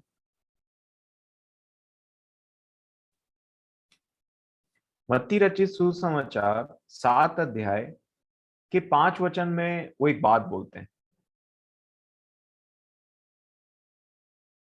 प्रभु कहते हैं मत्ती 7 के 5 में, हे कपटी, पहले अपनी आंख में से लट्ठा निकाल ले, तब तू अपने भाई की आंख का तिनका भली भांति देखकर निकाल सकेगा।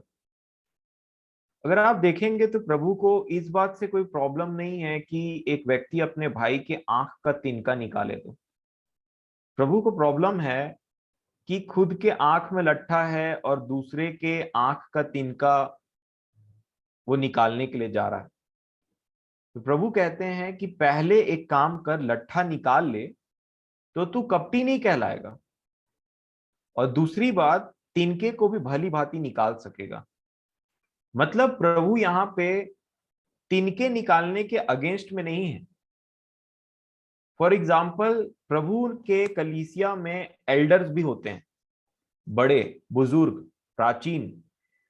वो लोगों का काम ही है कि जो जवान या फिर कोई व्यक्ति या कोई परिवार प्रभु से हट रहा है तो उनके पास जाए, उनसे बातचीत करे और उनको समझाए कि क्यों ऐसा है, और जरूरत पड़े तो डांट भी लगाए। पौलुस ने तीमुथियुस को ये बोला था, एक्चुअल में माता पिता को पूरा अधिकार दिया परमेश्वर पिता ने घर में कि वो अपने बच्चों के साथ में वैसा बर्ताव करें, परंतु बुद्धिमानी से। यहाँ पे परमेश्वर का वचन प्रभु यहाँ पे बोलते हैं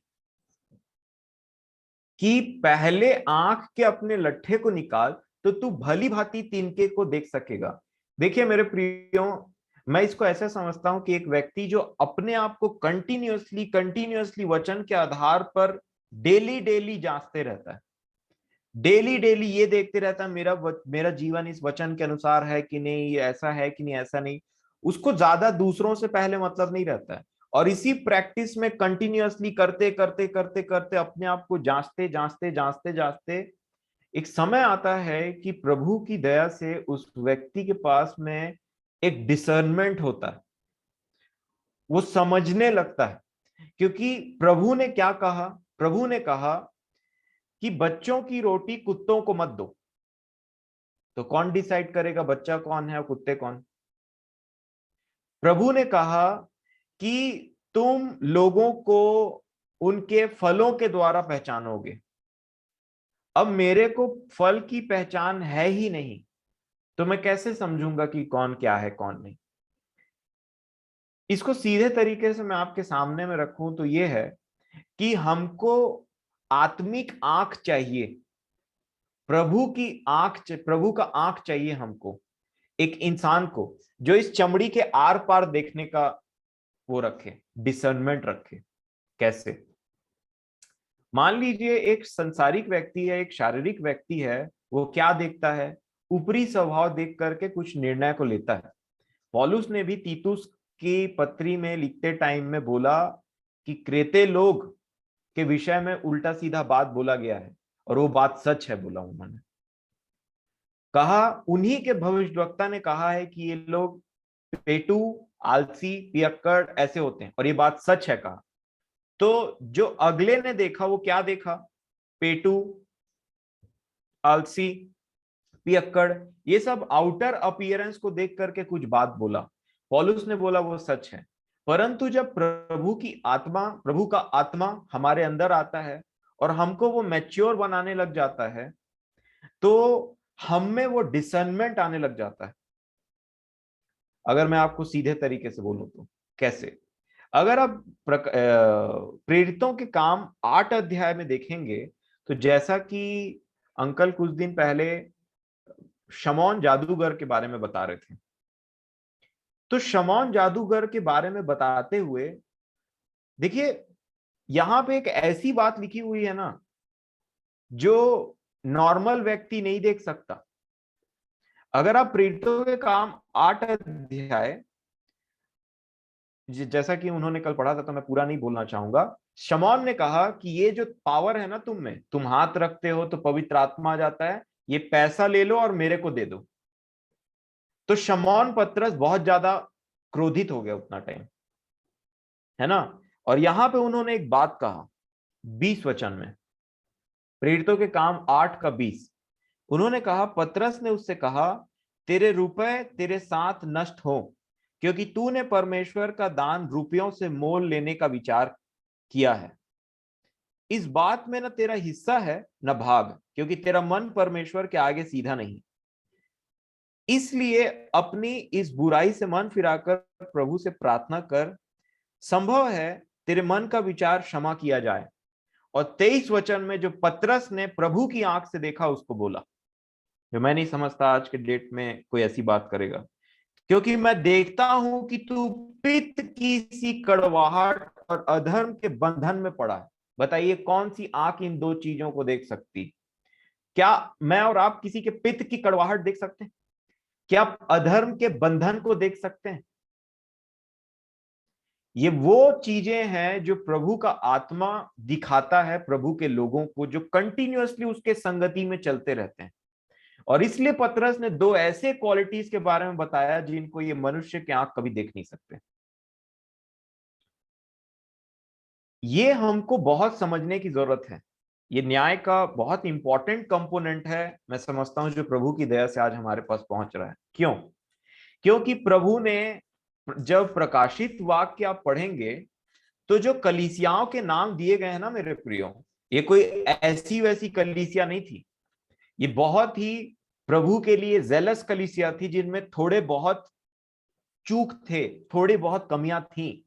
अगर आप पहले कलीसिया को देखेंगे, जो इफिसुस की कलीसिया है, उसके दूसरे प्रकाशित वाक्य उसका दूसरा अध्याय को अगर आप देखेंगे, तो मैं आपके सामने में पढ़ूंगा 2:2।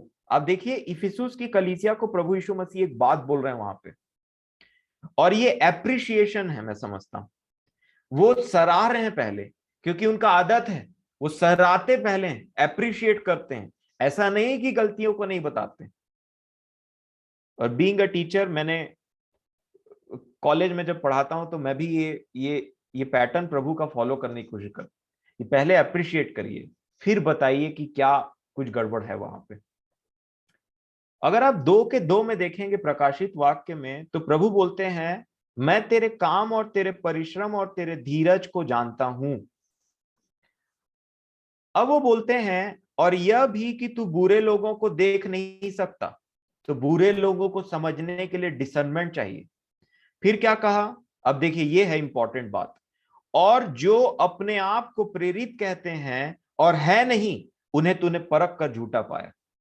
इसके लिए उन्होंने अप्रिशिएट किया था कि ये तुझ में ये ना बहुत बेहतरीन काम है, ये अच्छे कामों को पहले बता रहे थे। और क्या बोला, जो अपने आप को प्रेरित कहते हैं पर है नहीं, उन्हें तूने परख कर झूठा पाया। तो ये अप्रिशिएशन। प्रेरित अपोजल बोल के आ रहे हैं आपके सामने में। आजकल तो अपोजल नाम बहुत चलता है, इंग्लिश में लिखा है प्रेरित बोलने से अपोजल सबसे ज्यादा ऊपर। और सब देखिए, अब डिसर्नमेंट नहीं होने के पीछे वही कतार बना करके पीछे पीछे, मैं किसी को अच्छा बुरा मत नहीं बोल रहा हूं, यहाँ पे मैं न्याय नहीं कर रहा हूं, मैं सिर्फ आपके सामने वही बात बता रहा हूं जो वचन में लिखा हुआ है। प्रभु बोलते हैं, जो अपने आप को प्रेरित बोलते हैं पर है नहीं, उन्हें तूने परख करके झूठा पाया है। अब मेरे को बताइए कि कौन प्रेरित को परखे। मान लीजिए आपके पास में कोई आए, आपको पता चले कि फलाना बिशप है या अपोजल है, ये अब अलग अलग नाम है, वैसा बाइबल के सिवा में नाम वैसा बहुत कम सुनने के लिए मिलता है, बट अब ये जनसंख्या बढ़ते जा रही है, चाहे आप अपोजल बोलिए चाहे अलग अलग नाम, कोई भाई बहन नहीं कहलाना चाहता। परंतु प्रभु यहाँ पे अप्रिशिएट करते हैं, खुश होकर सराहते हैं इफिसुस की कलीसिया को और बोलते हैं कि तूने परख करके उनको झूठा पाया है। एक जगह तो वो बोलते हैं कि मुझे तेरे विरुद्ध ये कहना है कि तू ऐसे लोगों को अपने बीच में रहने देता है। मेरे प्रियो, ये बात मैं सोच रहा था, और जब प्रभु की दया से मैंने इफिसियों की पत्री यशाया नबी की पुस्तक पढ़ा, तो मैंने प्रभु के बारे में एक भविष्यवाणी पढ़ी। आपको जरूर आशीष मिलेगा इन बातों से। मैं खत्म करूंगा इन वचनों को पढ़ने के बाद में। अगर आप यशाया नबी की पुस्तक 11 अध्याय को पढ़ेंगे, यशाया नबी की पुस्तक 11 अध्याय, और तब मैंने प्रभु के एक गुण को देखा जो मुझे और आपको फॉलो करने की जरूरत है। मेरे प्रियो, बहुत ज्यादा जरूरत है। अगर हमको धोखा नहीं खाना है तो ये प्रैक्टिस करने की जरूरत है। लिखा है, सयाने वो हैं जो अच्छे भले काम को कर करके वो प्रैक्टिस कर करके वो परफेक्ट होते जा रहे हैं, वो सयाने हैं, है ना। कंटिन्यूअसली प्रोसेस चलते रहता है। और यहाँ पे अगर आप यशाया नबी की पुस्तक 11 अध्याय देखेंगे तो ये प्रभु यीशु मसीह के बारे में भविष्यवाणी है। पहला ही वचन पढ़ते साथ में समझ आ जाएगा हमको। लिखा है, तब यिशै की ठूठ, ठूठ मतलब शूट होता है ना। मान लीजिए कोई कट गया है, थोड़ा सा पार्ट बचा हुआ, वो शूट उसमें से फिर रीग्रो करता है। लिखा है, तब यिशै की ठूठ में से एक डाली फूट निकलेगी और उसकी जड़ में से एक शाखा निकलकर फलवंत होगी। ये और कोई नहीं, प्रभु की बात कह रहे। आगे लिखा है, यहोवा का आत्मा बुद्धि और समझ का आत्मा, युक्ति और पराक्रम का आत्मा और ज्ञान और यहोवा के भय का आत्मा उस पर ठहरा रहेगा, और उसको यहोवा का भय सुगंध सा भाएगा। अब देखिए क्या लिखा है यहाँ पे, बड़े ध्यान से आप इसको टिक भी कर सकते हैं अपने बाइबल में। प्रभु यीशु मसीह के लिए लिखा है, वह मुंह देखा न्याय ना करेगा।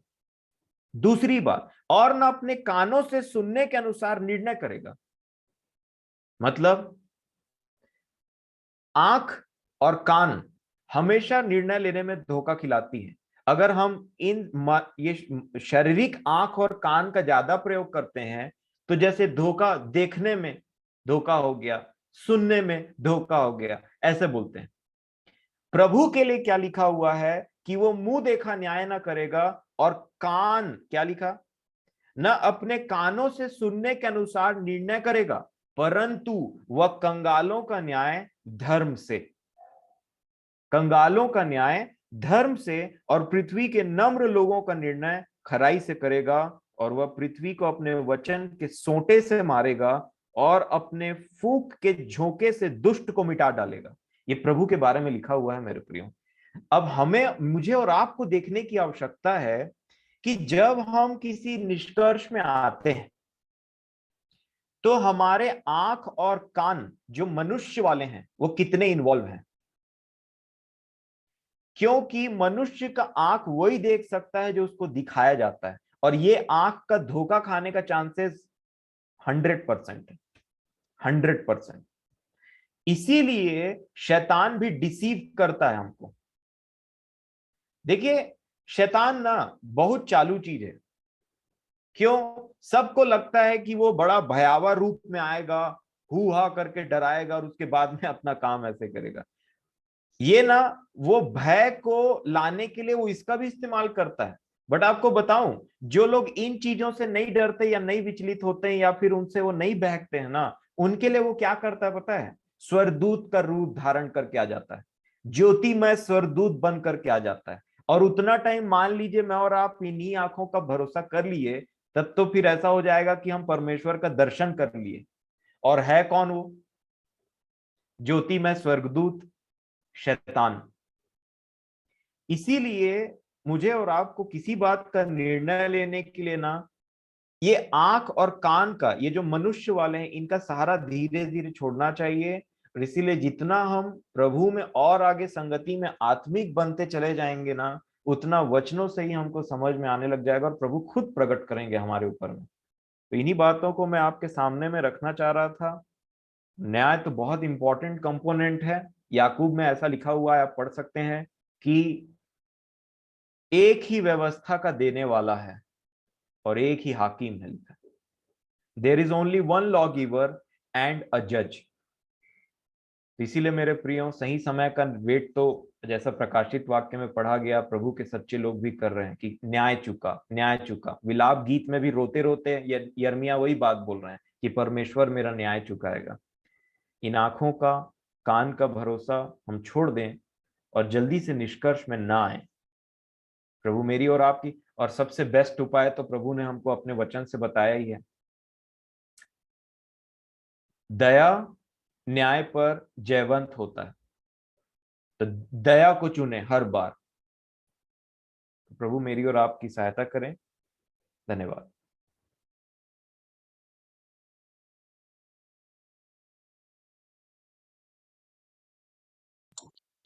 परमेश्वर पिता का धन्यवाद देते हैं सुंदर वचनों के लिए जो पेश के द्वारा उन्होंने हमारे मध्य में रखा, चाचा जी के द्वारा भी। प्रभु को महिमा मिले। तो अभी अवसर होगा कि हम अंतिम प्रार्थना में जाएंगे, और यदि कोई अगुवाई करना चाहते हैं तो अवसर है।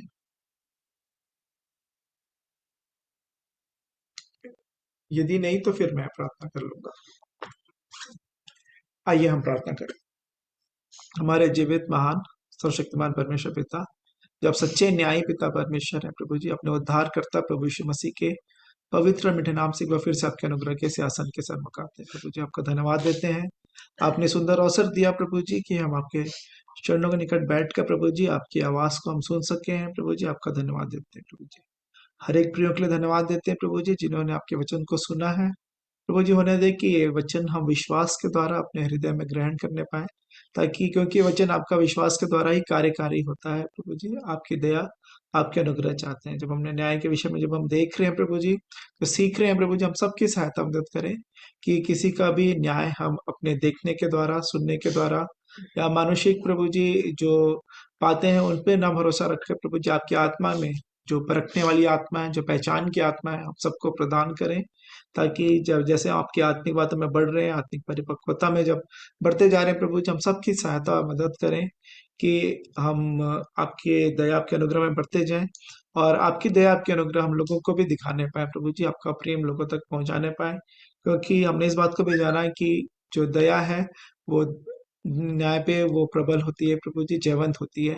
अब हम सबकी सहायता करें कि प्रेम में और दया में और आपके अनुग्रह के द्वारा सामर्थ पाकर प्रभु जी इन कार्यों को, अपने जीवन को जो प्रतिदिन का जीवन है, न्यायपूर्ण जीवन जीने पाए, ऐसी दया और अनुग्रह चाहते हैं प्रभु जी, ताकि न्याय के समय में प्रभु जी हम आपकी ओर से हम खड़े रहने पाए प्रभु जी, ऐसी दया और अनुग्रह चाहते हैं। आपकी दया अनुग्रह चाहते हैं हम हर एक प्रियों के लिए, जो प्रिय जुड़ सके, जो नहीं जुड़ सके, आपके हाथों में सबों के जीवनों को सौंपते हैं। सभी आपके आत्मा के द्वारा, आपके वचनों के द्वारा संभाले जाएं, ऐसी दया और अनुग्रह चाहते हैं। एक बार फिर से हर एक उन प्रियों को भी स्मरण करते हैं जो किसी प्रकार की शारीरिक अस्वस्थता में है प्रभु जी, हर एक के जीवन के लिए, जीवन पर आपकी चंगाई भरे हाथ को बढ़ाए प्रभु जी, अपनी चंगाई हर एक के जीवन में प्रदान करें, और ना ही सिर्फ शारीरिक चंगाई के लिए, परंतु प्रभु जी जैसे गयुस की प्रार्थना की गई कि हे प्रिय, जिस प्रकार तू आत्मिक उन्नति कर रहा है, वैसे ही तू हर एक बातों में उन्नति करे और भला चंगा रहे प्रभु जी। हर एक के लिए हम प्रार्थना करते हैं प्रभु जी कि हम आत्मिक बातों में बढ़ते जाएं, और ताकि जो आपकी जो आशीषें हैं प्रभु जी, ना ही सिर्फ संसार की प्रभु जी, परंतु आने वाले जीवन के लिए वो जो स्वर्गीय धन है वो भी अपने खाते में हम इकट्ठा करते जाएं, ऐसी दया और अनुग्रह चाहते हैं प्रभु जी। एक बार फिर से आपका धन्यवाद देते हैं इंटरनेट कनेक्शंस के लिए, डिवाइसेस के लिए, हर एक बातों के लिए। आप ही के नाम को धन्य कहते सराहते हुए दुआ उद्धार करता प्रभु यीशु मसीह के पवित्र और मीठे नाम से मांग लेते हैं, आमीन आमीन।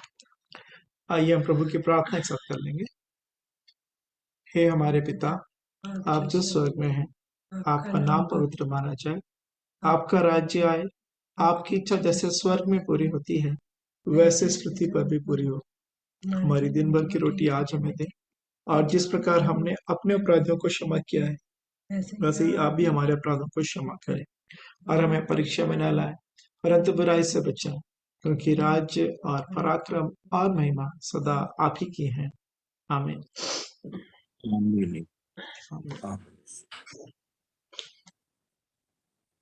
सबका धन्यवाद करते हैं जो अंत तक जुड़े रहे। कल भी प्रभु सहायता करे हम सबकी, कि कल रविवार का दिन है और बड़ा सुंदर विषय प्रभु हम सबकी आशीष के लिए देना चाह रहे हैं। अवश्य जुड़िएगा।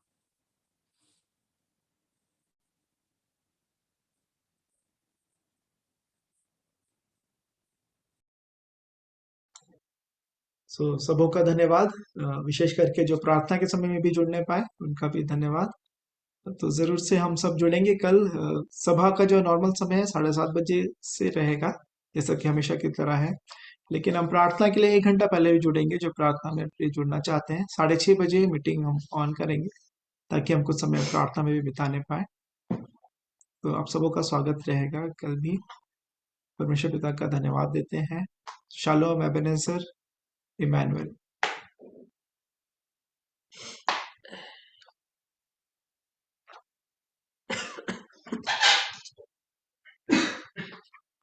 तो कल फिर मुलाकात होगी। Good night. मीटिंग एंड कर रहे हैं।